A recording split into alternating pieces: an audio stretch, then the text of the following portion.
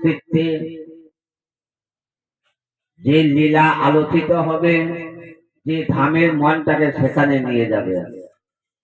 ভাগবত আচার্য বর্ণনা দিয়ে গেছেন, ভাগবতের আসরে এলেই কিন্তু সেই ভাগবতের শ্রোতা হয় না। ভাগবত আচার্য পরিষ্কার বর্ণনা দিলেন যে ভাগবতের আসরে আসলেই যে সে ভাগবত শ্রবণের শ্রোতা হলো, এটা নয়। কারণ এই ভক্তের বাজারে ভাগবতের আসরে এসে তার মন যদি বিচলিত থাকে, তার মন যদি সেই বিষয়ের মধ্যে থাকে, এখানে তার দেহটা থাকবে কিন্তু তার ভাগবত শ্রবণ করা হয় না। আমি যতটুক সময় এখানে আছি, অন্তত ততটুক সময় যেন সেই রাধা গোবিন্দের চরণ যুগল চরণ অনুসরণ করে মন প্রাণ সমস্ত তার চরণে সমর্পণ করে ভগবানের সেই সুধামৃত যেন পান করতে পারি। ভূ মানে পৃথিবী, ধারণ শক্তি, স্ত্রী শক্তি। এই যে গৌর বক্ষ বিলাসিনী মা বিষ্ণুপ্রিয়া, এই বিষ্ণুপ্রিয়া ত্যাগ বৈরাগ্য লক্ষ্য করুন। সেও একটা নারী ছিল, মাত্র 14 বৎসর বয়সে তার বিবাহ হয়েছিল। প্রতিটা সত্য যুগ থেকে কলিযুগ পর্যন্ত প্রতিটা যুগে যুগে যে ভগবানের পার্শ্বদগণ ভগবানের সঙ্গে লীলা ভূমিতে আসেন, এই যে বিষ্ণুপ্রিয়া, ইনিও দাপরে লীলায় ছিলেন। রাজা সত্যজিতের কন্যা সত্যভামা, শ্রীকৃষ্ণের 16,108 জন রমণী ছিলেন, তার মধ্যে অন্যতম ছিলেন এই সত্যভামা, সত্যজিতের কন্যা। সেই সত্যজিতের কন্যা সত্যভামায় আমার গৌর লীলায় সত্যজিৎ রাজা এই নবদ্বীপে এসে সনাতন মিশ্র রূপে জন্মগ্রহণ করেন। তারই ঘর আলো করে গৌর বক্ষ বিলাসিনী সেই সত্যভামা বিষ্ণুপ্রিয়া নাম আখ্যায়িত হয়ে এই নবদ্বীপ ধামে অবতীর্ণ হয়েছিলেন। পিতার নাম সনাতন মিশ্র, মায়ের নাম মায়া দেবী। এই বিষ্ণুপ্রিয়া মা বসুমতী, মা ধরিত্রী দেবী যেভাবে সহনশীল, শান্ত, ধীর, নম্র, এই বসুমতীর উপরে কত অন্যায় অত্যাচার চলছে সে কিন্তু একটু সাড়া দেয় না। আমার মা বিষ্ণুপ্রিয়া স্বভাবটি ছিল তদ্র।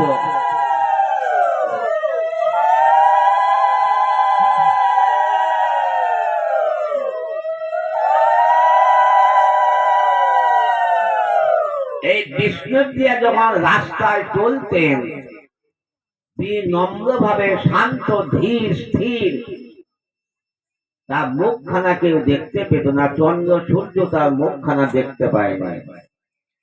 সমস্ত দেহটা, সমস্ত অঙ্গটা কাপড়ে আচ্ছাদনে ঢাকা থাকত। এমন ধীর, স্থির, শান্ত, নম্র, বিনয়ী ছিলেন। প্রতিদিন গঙ্গা স্নানে যেতেন,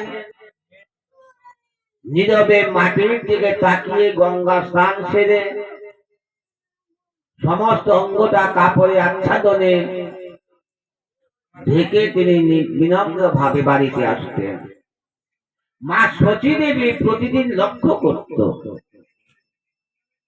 কে এই মেয়েটি প্রতিদিন গঙ্গা স্নান করে যায়, এমন শান্ত, নম্র, বিনয়ী।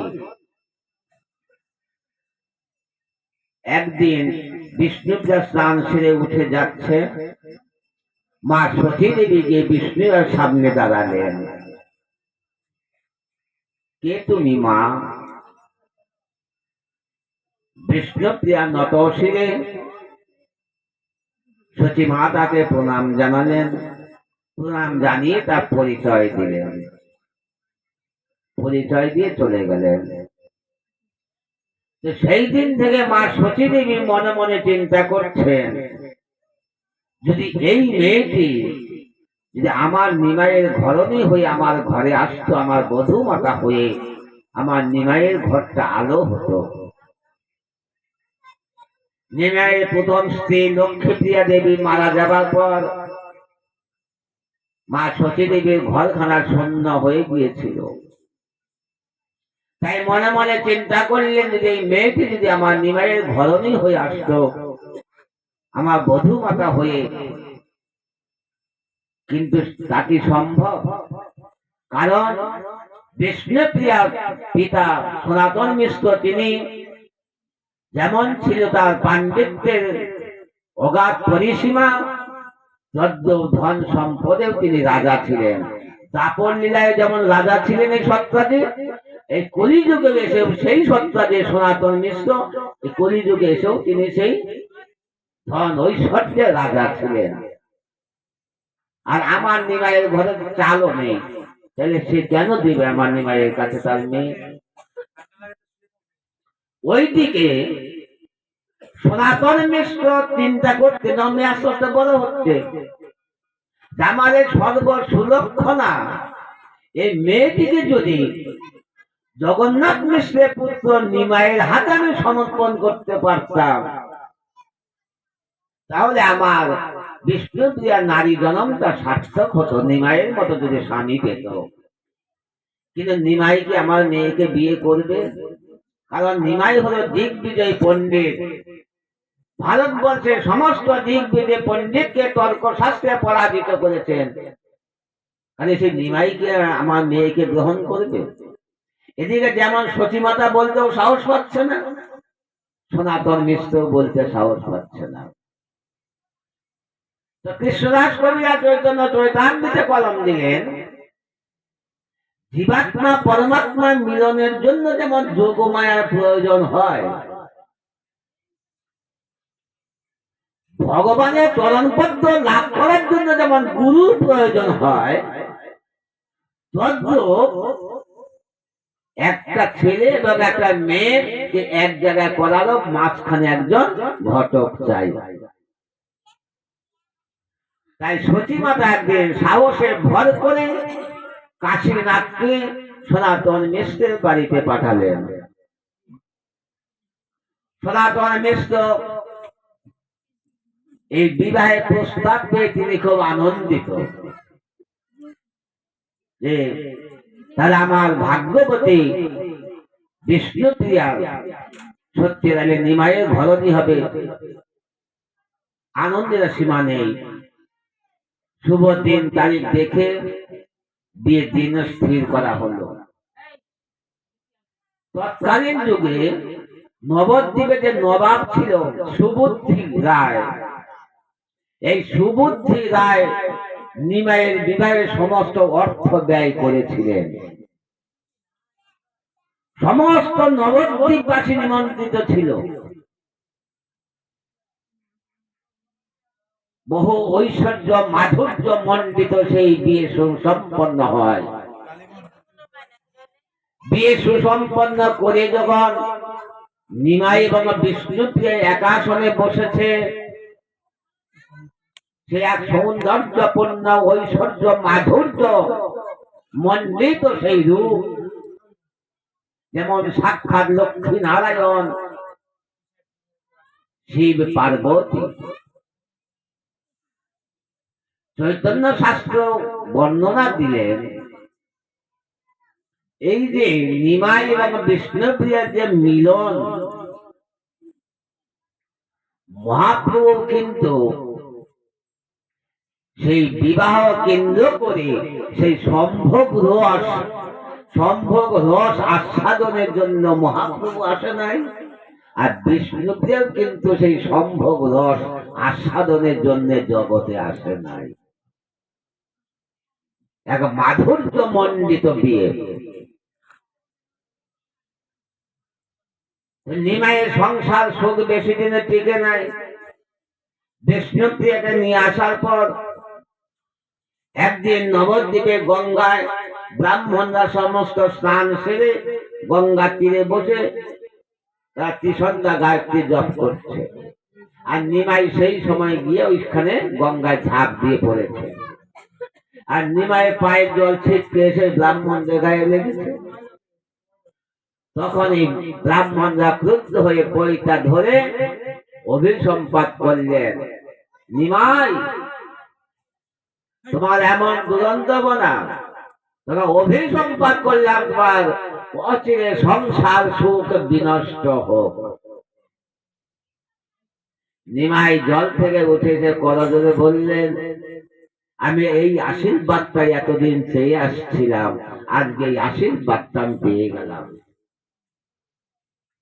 আমি যেন এই সংসারে এসে সম্ভোগ রসে নিজে মজে না যাই। হা কৃষ্ণ হা গোবিন্দ বলে সমস্ত করি হত জীবকে মায়া ঘুম ভাঙিয়ে যেন আমার গোবিন্দের চরণ পর্যন্ত আমি পৌঁছে দিতে পারি, এটাই হলো আমার একমাত্র কাম্য। এই মায়াবদ্ধ জীবের, আমার অবুঝ সন্তানের ঘুম ভাঙিয়ে আমার প্রত্যেকটা কলি অবুঝ সন্তানদের যেন আমি আবার আমার ঘরের ছেড়ে ঘরে নিয়ে যেতে পারি। ঠিক আছে? তাই চৈতন্য চৈতামৃত বললেন, ও কলি হত জীব, একবার চোখ কান খুলে চেয়ে দেখো, কোন কালের কোন ভগবান জীবের জন্য তো এমন করে কাঁদে নাই। নিমাইয়ের কিসের অভাব ছিল? নিমাই কিসের অভাব ছিল?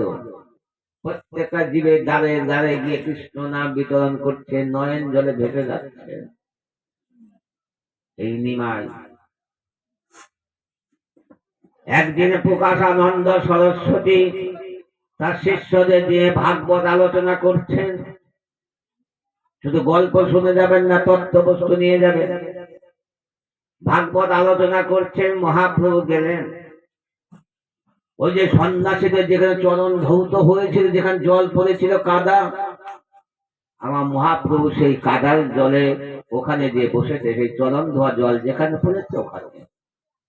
প্রকাশানন্দ সরস্বতী বললেন, প্রভুপাদ আপনি ওখানে বসলেন কেন? আপনি আমাদের পাশে এসে বসুন।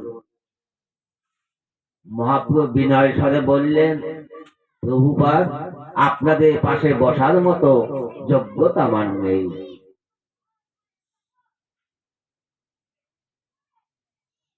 কি বললেন?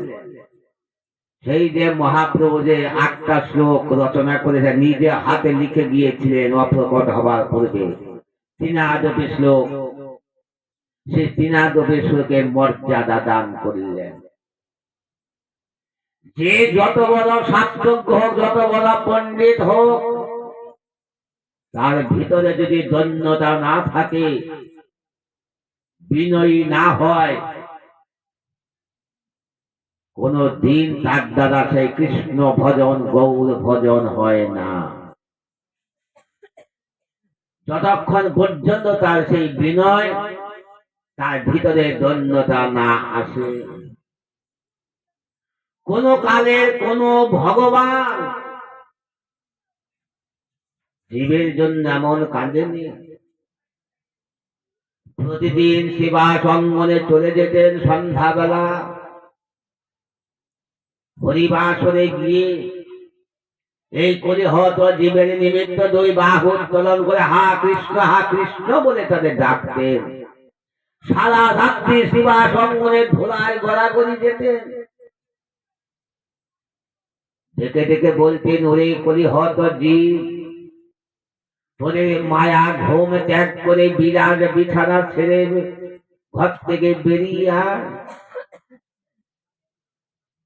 সারাটা রাত্রি ওখানে গড়াগড়ি যেতেন।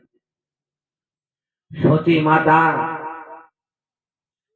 ব্রাহ্ম মুহূর্ত কাল থেকে ওই শিবাসের অঙ্গনের দিকে তাকিয়ে থাকতেন, কতক্ষণে তার নিমাই ফিরে আসবে।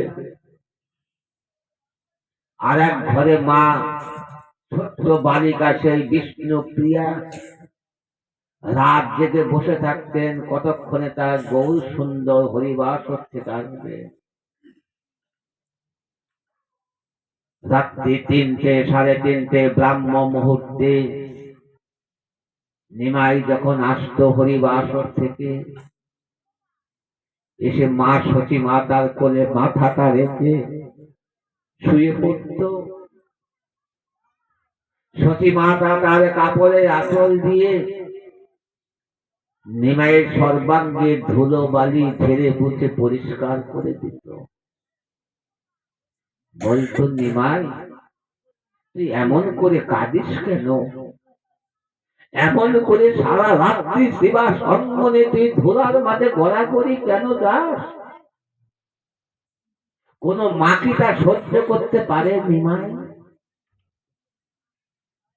মা যখন নিমাইয়ের সর্বাঙ্গে সেই ধুলোবালি শাড়ির আঁচল দিয়ে ঝেড়ে মুছে দিচ্ছে, আর এক ঘর থেকে সেই 14 বৎসরে বালিকা বিষ্ণু প্রিয়া করজোড়ে বলছে, মাগো তুমি তোমার নিমাইয়ের সর্বাঙ্গে ধুলো ঝেড়ে দাও, চরণ দুটো আমার জন্য রেখো, ওই চরণ দুটো আমার জন্য রেখো। মা নিমাইকে বললেন, নিমাই যা ঘরে যা, ওই ঘরে তোর জন্য আর একজন অপেক্ষা করছে। বলতে পারিস নিমাই তুই ছোট্ট মেয়েটিকে এত কাঁদাস কেন? একটা দিনও কি ওর মনে একটু শান্তি দিতে নেই? নিমাই বধূ মাতার ঘরে গেল। আমার বধূ মাতা বিষ্ণু প্রিয়া তার চোখের জলে স্নেহের আঁচল দিয়ে, চোখের জল স্নেহের অঞ্চল দিয়ে আমার গৌর সুন্দরের চরণের ধুলোগুলো ঝেড়ে মুছে দিলেন। একদিন ঈশান মহাপ্রভুকে ডেকে বললেন, নিমাই আমি তোমাকে কোলে পিঠে করে মানুষ করেছি। এই ঈশান ছিল ওই বাড়ির পুরনো ভৃত্য। তোমাকে কোলে পিঠে করে মানুষ করেছি, তাই তোমার কাছে আমি আবদার করছি, তুমি অন্তত একটা দিন শিবাসঙ্গনে যাও, বাদ দাও, মা বধূ মাতার কাছে থেকে তাকে একটু শান্তি দাও, সুখ দাও। নিমাই বললেন, বেশ, আজ শিবাসঙ্গনে আমি যাব না। সেদিন শিবাসঙ্গনে নিমাই যায়নি। বধূ মাতার আনন্দের সীমা নেই। নিজ হস্তে রান্না করল, রান্না করে গৌর সুন্দরকে সেবা দিল। আস্তে আস্তে রাত্রি নেমে আসলো, সেবা দিয়ে বিছানা করে গৌর সুন্দরকে শয়নে দিলেন। তার চরণ সেবা করছেন। এই চরণ সেবা করতে করতে কখন যেন ছোট্ট মেয়েটি নিজের অজান্তে আমার গৌর সুন্দর চরণ দুটো মাথায় দিয়ে ঘুমিয়ে গেছেন। আমার মহাপ্রভুর ঘুম আসছে না। তিনি মনে মনে চিন্তা করছেন, আমি যদি ঘুমাই আমার কলি হতো, আমার সন্তান বনে ঘুম ভাঙাবে কে? তাই তো কৃষ্ণদাস কবিরাজ বলেন, ওরে কলি হতো জীব, দেখ একবার তাকিয়ে দেখ মনটাকে সেই নবদ্বীপে নিয়ে চল, দেখ ভগবান তোদের জন্য কেমন করে কাঁদছে, তার চোখে ঘুম নেই। রাত্রি দ্বীপ প্রহর কালে বিষ্ণুপ্রিয়া মাথাটা নামিয়ে রেখে আস্তে আস্তে দরজা খুলে বেরিয়ে গেছে নিমাই। কিছুক্ষণ বাদে বিষ্ণুপ্রিয়া জেগে গেছে। জেগে দেখে মহাপ্রভু নেই, দরজাটা খোলা। বেরিয়ে গেলেন সাহস করে অন্ধকার রাত্রি।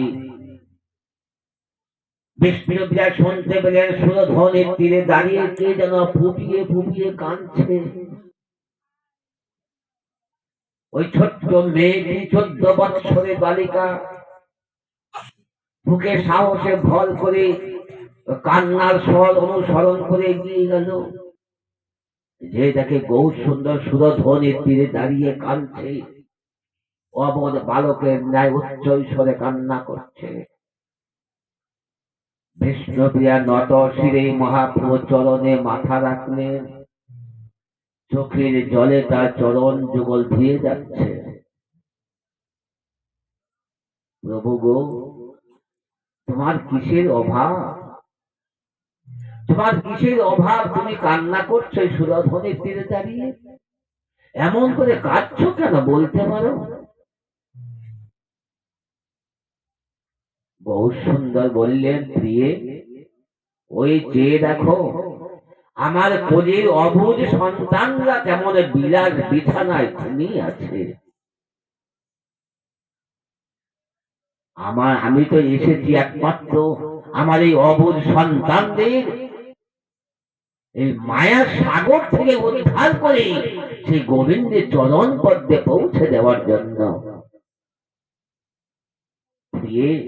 আমি যদি ঘুমাই, আমার এই সন্তানের ঘুম ভাঙাবে কে?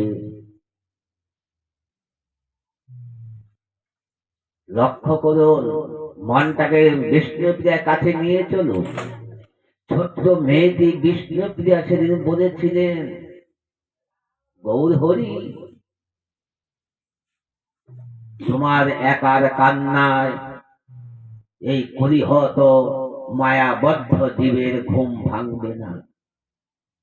তোমার একার কান্নায় এই কলিহত জীবের মায়া ঘুম ভাঙবে না।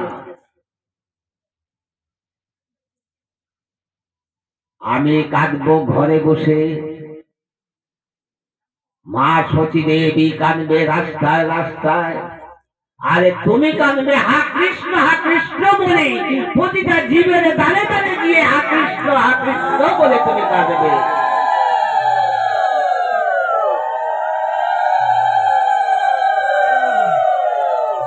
এই তিনজনের কান্না যদি এক হয়, এই তিনজনের কান্না যদি এক হয়, তবে যদি এই কলিহত জীবের মায়া ঘুম ভাঙে। তাই কৃষ্ণদাস কবিরাজ চৈতন্য চৈতামৃতে কলম দিলেন, ওরে কলিহত জীব, চেয়ে দেখ একটা ছোট্ট 14 বৎসরের বালিকার কত ত্যাগ, কত বৈরাগ্য।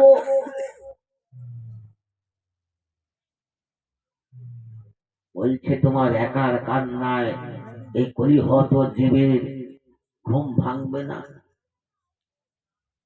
মহাপ্রভু 24 বৎসর কাল নবদ্বীপ লীলা করেছিলেন। 24 বৎসর পরে মাঘ মাসের শুক্ল পক্ষের অষ্টমী তিথিতে তিনি নবদ্বীপ পরিত্যাগ করে চলে গিয়েছিলেন। এই সন্ন্যাস নিয়ে যাবার পূর্বে বিষ্ণুপ্রিয়া জিজ্ঞাসা করেছিলেন, ভক্তিময় মায়েরা, ভক্ত মন্ডলী, হৃদয়ের কপাট খুলে এই 14 বৎসরের বালিকার বাণীগুলো শুনুন। একদিন মহাপ্রভুকে জিজ্ঞাসা করলেন, গৌর হরি, আমি আকাশে বাতাসে শুনতে পাচ্ছি তুমি সন্ন্যাস নিয়ে চলে যাবে। তুমি সন্ন্যাস নিয়ে যাও, আমার এতটুকু দুঃখ নেই। আমি কোন শাস্ত্র জানি না, লেখাপড়া জানি না, আমি মূর্খ। তুমি তো পণ্ডিত, সমস্ত দিক বিজয় পণ্ডিতকে তর্ক শাস্ত্রে পরাজিত করেছ। তোমাকে জ্ঞান দেবার মতো জ্ঞান আমার নেই। আমি লেখাপড়া জানি না, সাধন ভজন নেই, আমার ছোট্ট একটা প্রশ্নের উত্তর দিয়ে যাবে গৌর হরি? তুমি সন্ন্যাস নিয়ে যাও, আমার এতটুকু আপত্তি নেই। আমি লেখাপড়া জানি না, তবে যেটুকু জানি, রামচন্দ্র বনবাসে গিয়েছিলেন, তিনিও তার পত্নী সীতা দেবীকে সঙ্গে নিয়ে গিয়েছিলেন। পঞ্চ পাণ্ডব বনবাসে গিয়েছিলেন, পঞ্চ পাণ্ডব তাদের ঘরণী দ্রৌপদীকে সঙ্গে করে নিয়ে গিয়েছিলেন। জীবৎস রাজা বনবাসে গেলেন, তার পত্নী চিন্তা দেবীকে সঙ্গে করে নিয়ে গিয়েছিলেন। তুমি সন্ন্যাস নিয়ে যাও, আমি বাধা দেব না, তবে আমাকে তোমার সঙ্গে করে নিয়ে গেলে তোমার ধর্মের কি কোনো ব্যাঘাত হবে? তোমার সন্ন্যাস ধর্মে বাধা হবে? ছোট্ট মেয়েটির এই প্রশ্নের উত্তর দিতে পারছেন না আমার মহাপ্রভু। নীরব, শুধু চোখে জল টস টস করে মহাপ্রভুর সেই বিষ্ণুপ্রিয়া মাথায় বর্ষিত হচ্ছে। কিছুক্ষণ কেটে যাবার পর বিষ্ণুপ্রিয়াকে বুকে জড়িয়ে ধরলেন, বললেন, প্রিয়ে, আমি তোমার ছাড়া নই, তুমিও আমাকে ছাড়া নও। তুমি যখন যে অবস্থায় আমাকে দেখতে চাও তখনই আমাকে দেখতে পাবে।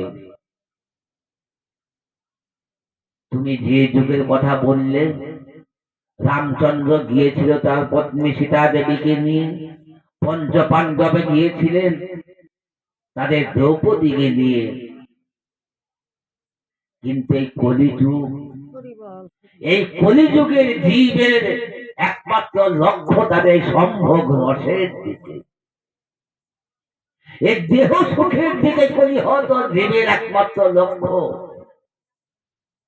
তাই আমি যদি তোমাকে সঙ্গে করে নিয়ে তারপরে কলিহত জীবকে ত্যাগ বৈরাগ্যের শিক্ষা দিতে যায়, কলিহত জীব সেটা মেনে নেবে না।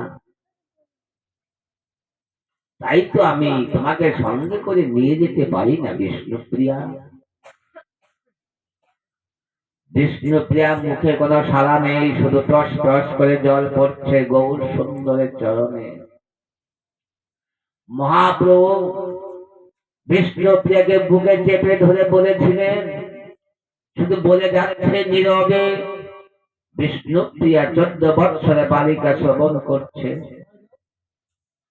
বলছে, প্রিয়ে, তুমি সংসার সংসার বলে কেঁদো না, সংসার সংসার বলে কেঁদো না।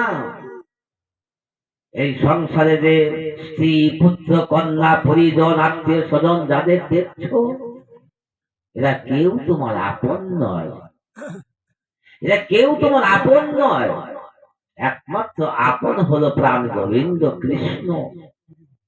কৃষ্ণ কৃষ্ণ বলে তার চরণে তুমি নয়ন বাড়ি যাবো। মহাপ্রভু এক এক করে বলে যাচ্ছে, বৈকালে যে ফুলটা গাছ থেকে ঝরে মাটিতে পড়ে যায়, ওগো প্রিয়ে, বৈকালে যে ফুলটা গাছ থেকে ঝরে মাটিতে পড়ে যায়, ওই ফুলে কোনো ভ্রমর বসে না, ওই ফুলে কোনো ভ্রমর বসে না। ঝরা ফুলে যেমন কোনো ভ্রমর বসে না, এই সংসারে তুমি যাদের আপন আপন বলছো, এই সংসারে যতদিন তুমি সুখ দিতে পারবে জীবনে যৌবন দিয়ে, ততদিন তোমাকে এই সংসার ভালোবাসবে, ততদিন এই সংসার তোমাকে ভালোবাসবে। এই সংসারে একে অপরকে ভালোবাসে শুধু নিজের স্বার্থের জন্য, নিজের সুখের আশায়, নিজের সুখের আশায় একে অপরকে ভালোবাসে। যখন তুমি এই সংসারে কাউকে সুখ দিতে পারবে না, শান্তি দিতে পারবে না, ওই ঝরা ফুলে যেমন ভ্রমণ বসে না, তদ্রূপ সেদিন তোমাকেও কেউ ভালোবাসবে না। এক এক করে বলে যাচ্ছে, ওগো প্রিয়ে, যে বৃক্ষে পত্র নাই, ফুল নাই, ফল নাই, সেই বৃক্ষে শুকনো ডালে কোনো পাখিও বাসা বাঁধে না। কত মর্মান্তিক, মর্মস্পর্শী, হৃদয় বিদীর্ণ করা বাণীগুলো বলে যাচ্ছে। শুকনো ডালে কোনো পাখিও বাসা বাঁধে না। পুরোহিত যদি যজমানের ঘর থেকে দক্ষিণা পেয়ে গেলে সেখানে সে দাঁড়ায় না। কোন বনে জঙ্গলে যদি দাবাগ্নি জ্বলে ওঠে, দাবাগ্নি সে প্রজ্বলিত অগ্নি শিখায় সমস্ত তৃণলতা গুল্ম সমান ফুলে ছারখার হয়ে যায়। ওই বনে সেই বেঁচে থাকা হরিণ গুলো তিনের লোভী ওই বন পরিত্যাগ করে অন্যত্র চলে যায়। কোন সুন্দর যুবক যদি পতিতালয়ে যায়, তার কাছে যদি অর্থ না থাকে, সেই পতিতাও তাকে ঘৃণা করে ভৎসনা করে তাকে তাড়িয়ে দেয়। তাই বলি প্রিয়ে, এই সংসার সংসার বলে তুমি কেঁদো না। আরো বলে যাচ্ছে কত মর্মস্পর্শী, হৃদয় বিদারণ করা কথা। বিষ্ণুপ্রিয়া হাতখানা মহাপ্রভু হাতের মাঝে নিয়ে বলছে, প্রিয়ে, একটা কথা বলবে তুমি আমাকে? আমার একটা প্রশ্নের উত্তর তুমি দিবে? বিনম্র ভাবে বিষ্ণুপ্রিয়া বললেন, বলো গৌর হরি। গৌর হরি বলে যাচ্ছে, ওগো প্রিয়ে, এই সংসারে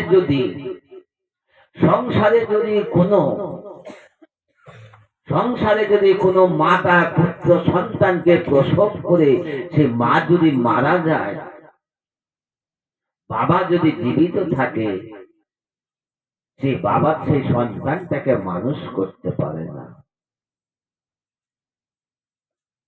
আর সন্তান ভূমিষ্ঠ হবার পর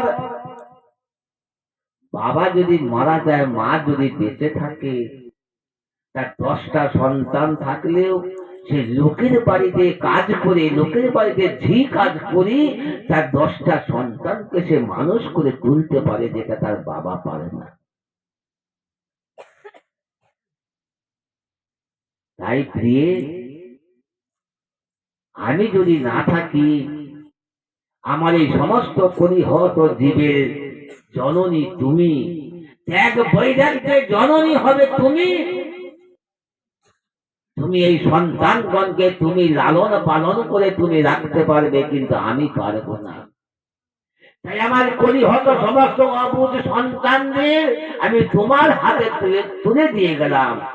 কলির সমস্ত জীব তোমার এই ত্যাগ বৈরাগ্য দেখে তারা একদিন সেই কৃষ্ণ ভজনে উন্মুখী হয়ে আমার গোবিন্দের চরণ পদ্মে পৌঁছাতে পারবে।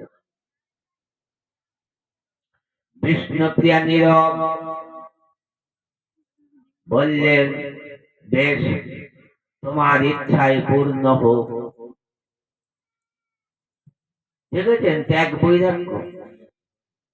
এই মহাপ্রভু যখন সন্ন্যাস নিয়ে চলে গেলেন, ছোট্ট মেয়েকে ত্যাগ বৈরাগ্য লক্ষ্য করুন। বিষ্ণুপ্রিয়া যখন মহাপ্রভু সন্ন্যাস নিয়ে চলে গেলেন, যতদিন মা সতী দেবী বেঁচে ছিলেন, মা সতী দেবীর সঙ্গে গঙ্গা স্নানে যেতেন। মা সতী দেবী অপ্রকট হয়ে যাবার পর আর কোনোদিন গঙ্গা স্নানে যাননি। কাঞ্চনা সখী 2 বালতি গঙ্গা জল এনে দিতেন। সেই 2 বালতি গঙ্গা জলে বিষ্ণুপ্রিয়া তার স্নান আহারাদি সমস্ত সারতেন। মহাপ্রভু চলে যাওয়ার পর কোনোদিন একটা ভালো কাপড় পরেনি, কোনোদিন খাট বিছানায় শোয়নি। কাঞ্চনা সখী বলেছিল, ওরে পোড়ারমুখী, তোকে দেখে বড় কষ্ট লাগে রে, তুই কোনোদিন একটা ভালো কাপড় পরিস না, পেট ভরে দুটো খাস না, খাটে শয়ন করিস না। বিষ্ণুপ্রিয়া বলেছিলেন, কাঞ্চনা, যার স্বামী মাঠে ঘাটে পথে প্রান্তরে পড়ে থাকে, যার স্বামীর মাথায় একটা বালিশ নেই, বিছানা নেই, আমি কেমন করে সে খাট বিছানায় শুই বলতে পারি? এই বিষ্ণুপ্রিয়া ত্যাগ বৈরাগ্য। বিষ্ণুপ্রিয়ার মাটিতে শয়ন করতেন, তার মাথায় উপাধান ছিল সেই মহাপ্রভু খড়ম দুটো। এই খড়ম দুটো মাথায় দিয়ে শুয়ে থাকতেন আর সেবা করতেন। এই যে আমরা মালায় নাম জপে, বিষ্ণুপ্রিয়া যখন জপে বসতেন, একটা পাত্রে থেকে চাল নিতেন, তার পাশে একটা খালি পাত্র রাখতেন। ওই একবার তারক ব্রহ্ম নাম একবার, যারা মালায় নাম জপেন, এক গ্রন্থি সমস্ত একদিকে 100টা ঘুরি আনলে 4 বার ঘুরালে একটা গ্রন্থি হয়। এই 16 না 32 অক্ষর একবার করে বলে ওই একটি করে চাল নিয়ে ওই খালি পাত্রে রাখত। এইভাবে এক গ্রন্থি নাম জপ করলে কটা চাল হতো?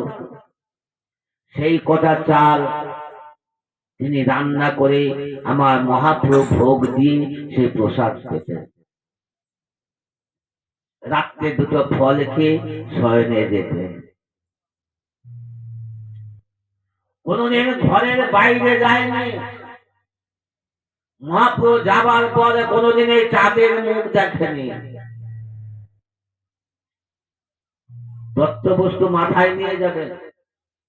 মহাপ্রভু যখন অবতীর্ণ হয়েছিলেন সতী দেবীর ঘরে, চৈতন্য চৈতামৃতে কলম দিলেন। মহাপ্রভু বদনখানা ছিল চাঁদের মতো, চাঁদ বদন বলা হতো। তাই বিষ্ণুপ্রিয়া কোনো চাঁদের মুখ দেখেনি যদি তার প্রভুর সন্ন্যাসের কোনো ব্যাঘাত হয়। এইভাবে বিষ্ণুপ্রিয়া ত্যাগ বৈরাগ্যের দ্বারা তার স্বামীর পথ অনুসরণ করেছিলেন। একদিন যা মর্মান্তিক ঘটনা,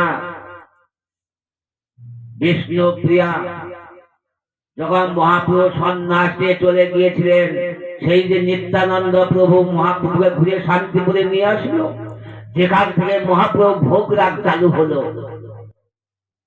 শান্তিপুরে অদ্বৈত ভবনে নিয়ে আসার পর মুকুন্দ দাসকে পাঠিয়ে দিয়েছিলেন নবদ্বীপ থেকে সবাইকে নিয়ে যাওয়ার জন্য। সেই নবদ্বীপে সমস্ত ভক্ত গিয়েছিল অদ্বৈত ভবনে, কিন্তু বিষ্ণুপ্রিয়াকে নেয়নি। অবশেষে 4টে ধাম, একটা ধামেশ্বর, নবদ্বীপে একটা ধামেশ্বর ধাম আছে, তারা যাবেন দেখে আসবেন। আর একটা ধাম আছে কালনায়। এই দুটো ধাম, এই ধামেশ্বর যে ধাম নবদ্বীপের, মহাপ্রভু যে নিম্ব বৃক্ষের তলে জন্ম নিয়েছিলেন, ওই নিম্ব কাষ্ঠ দিয়ে এই মহাপ্রভুর মূর্তি গঠন করা হয়েছিল। যেদিন ওই ধামেশ্বর মন্দিরে মহাপ্রভুর এই বিগ্রহ প্রতিষ্ঠা করবে, সেই দিন শান্তিপুর থেকে অদ্বৈত ঘরণী সীতা ঠাকুরানী নবদ্বীপে বিষ্ণুপ্রিয়ার আঙিনায় এসেছিলেন। আমি ছেড়ে দিচ্ছি, আর 10 মিনিট বসো, উচ্চাটন হয়ে না। এখন অনেক রয়ে গেলে ওদিকে যাব না। যখন সীতা ঠাকুরানী আসলেন, যেদিন ওই ধামেশ্বর মন্দির আমার গৌর সুন্দরের প্রাণ প্রতিষ্ঠা করবে, তো সীতা ঠাকুরানী অদ্বৈত ঘরণী এসে সেই দিন বিষ্ণুপ্রিয়াকে লাল পাড়ের শাড়ি পরিয়েছিলেন, পায়ে আলতা দিয়েছিলেন, সিঁদুর দিয়ে তাকে সাজিয়েছিলেন। সাজিয়ে এই সীতা ঠাকুরানী তিনি সঙ্গে করে নিয়ে গিয়েছেন ধামেশ্বর মন্দিরে নবদ্বীপ। যার নবদ্বীপে যাবেন, ধামেশ্বর মন্দিরটা দেখে আসবেন।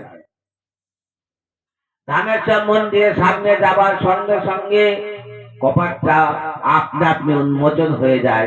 বিষ্ণুপ্রিয়া ঘরের ভিতরে প্রবেশ করে।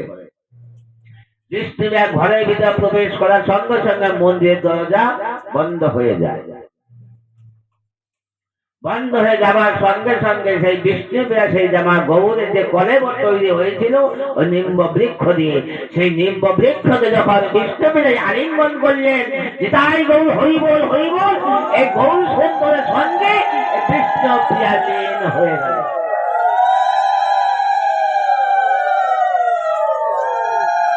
এই গৌর সুন্দর আর বিষ্ণুপ্রিয়া মিলন হয়ে গেল। একটাই কথা শুধু বলে গেল চৈতন্য চৈতামৃত, ছোট্ট মেয়েটি তার ত্যাগ বৈরাগ্য, তার স্বামীকে যেভাবে এই কলিহত জীবের উদ্ধারের জন্য ছেড়ে দিল, তো বিষ্ণুপ্রিয়ার এই ত্যাগ বৈরাগ্যকে যদি অনুসরণ করতে পারো মা, তোমরাও একদিন গোবিন্দের চরণ পদ দিকে পৌঁছাতে পারবে।